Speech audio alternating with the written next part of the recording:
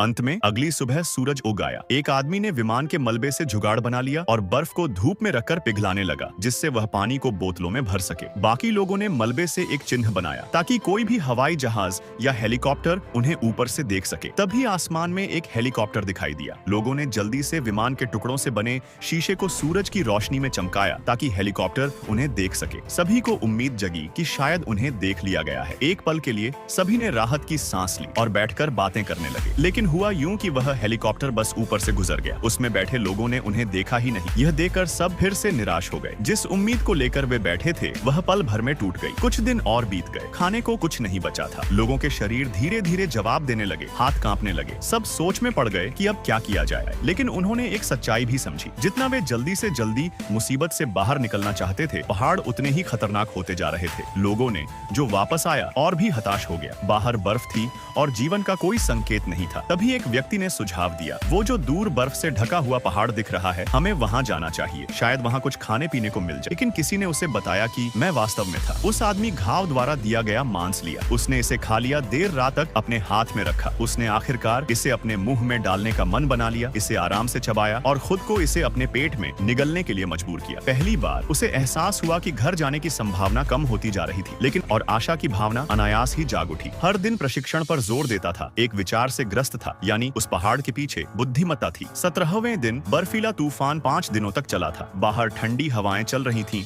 लेकिन लोग केबिन में बातें कर रहे थे। 27 लोग अलग अलग भावनाओं के साथ एक साथ भीड़ में थे। कुछ अपने विचारों में डूबे हुए थे, जबकि अन्य जोर से जीवन के लिए अपनी कृतज्ञता व्यक्त कर रहे थे। अपने परिवार के लिए अपनी उदासी और लालसा व्यक्त करने के लिए कविता का उपयोग किया। उसने भगवान से प्रार्थना की कि वह उसे सुरक्षित रूप से और अपनी माँ की जन्मदिन की पार्टी के लिए समय पर घर लौटा दे। मनोबल बनाए रखने के लिए उन्होंने एक दूसरे को प्रोत्साहित किया और इस आपदा में कुछ आराम और मजा खोजने की कोशिश की। जियाओ शुआई ने चिल्लाकर कहा कि उसे बैठकर मौत का इंतजार नहीं करना चाहिए।